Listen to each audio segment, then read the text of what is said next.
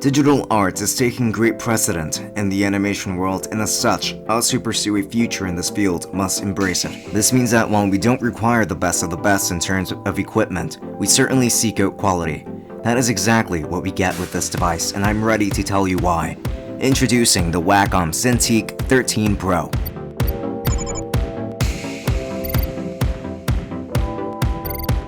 The exterior design consists of very premium materials. The back panel is made of metal and the front is constructed with a very strong glass.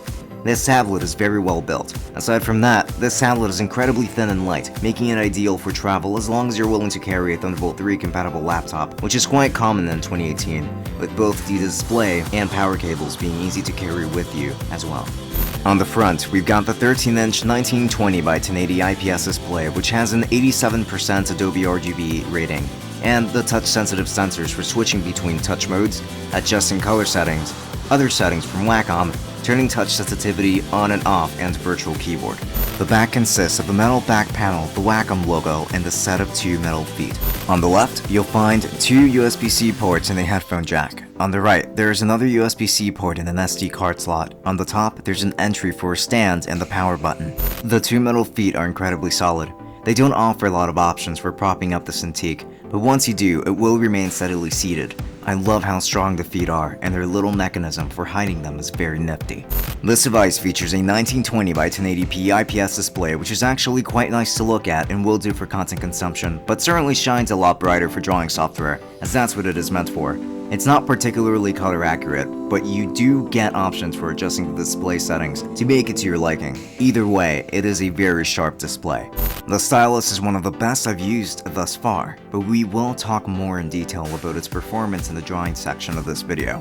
It has two programmable buttons and a button up top that defaults to an eraser, which is perfect for my use. It features 8,192 levels of pressure sensitivity, which is incredibly flexible and allows it to feel very natural when drawing.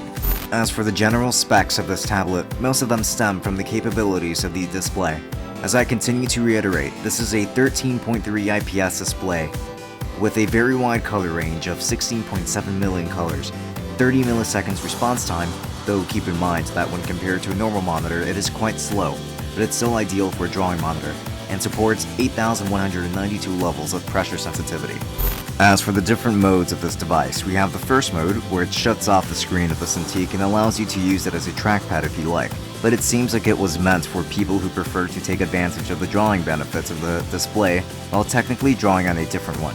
Next up is the settings menu. This one displays a wheel of options where it gives you access to changing the Wacom tablet properties, shows you the brush panel, and more. It is essentially a hub for your necessities. Next is the keyboard mode, where it allows you to use the touchscreen to type just as you would on a normal tablet. Next is the display edit mode, as I'll call it.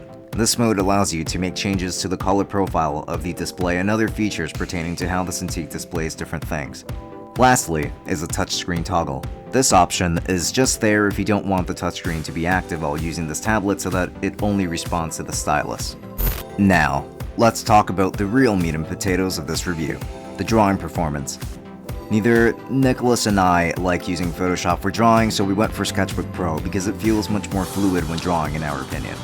Stylus performance is exceptional, to put it shortly.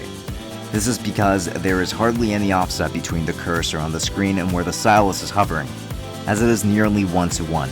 This means that wherever you place your stylus, that's where you'll see your mark. This is something that is almost unheard of in budget devices, though this one is certainly part of the premium ones. Drawing strokes felt very natural, and the display seemingly reacts instantly when making any marks. When drawing, there's zero screeching between the screen and the stylus, so it does not feel like you're scratching it ever so slightly like on cheap devices.